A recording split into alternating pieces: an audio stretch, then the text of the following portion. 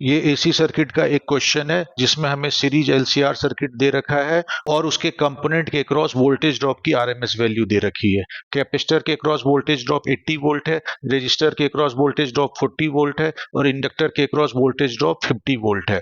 तो हमें find out करना है कि सोर्स के वोल्टेज का आरएमएस वैल्यू क्या होगा। तो क्योंकि इन कंपोनेंट्स के क्रॉस जो वोल्टेज ड्रॉप होता है वो सेम फेज में नहीं होता है, इसलिए हमें इसे सॉल्व करने के लिए फेजर डायग्राम का हेल्प लेना पड़ेगा। जो कैपेसिटर और इंडक्टर के क्रॉस वोल्टेज ड्रॉप होता है उनके बीच 180 डिग्री का फेज डिफरेंस होता है, तो इसलिए उनका वोल्टेज माइनस हो जाएगा। उसके बाद इसे सॉल्व करने के लिए हमें वोल्टेज ट्रायंगल बनाना पड़ेगा। तो वोल्टेज ट्रायंगल कैसे बनता है? तो अगर 5 फेज डिफरेंस है तो जो बेस होगा वो रेजिस्टेंस के क्रॉस वोल्टेज ड्रॉप होगा, परपेंडिकुलर जो होगा उसको VC माइनस VL लिख सकते हैं जो कि इंडक्टर और कैपेसिटर का नेट वोल्टेज होता है, और हाइपोटेनियस जो होता है वो सोर्स के वोल्टेज की आरएमएस वैल्यू बताएगा। अब पाइथागोरस थ्योरम लगा के हम सोर्स के वोल्टेज की आरएमएस वैल्यू निकाल लेते हैं।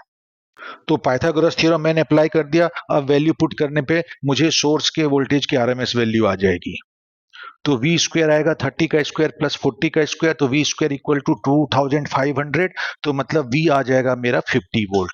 तो सोर्स के वोल्टेज की आरएमएस वैल्यू 50 वोल्ट हुई।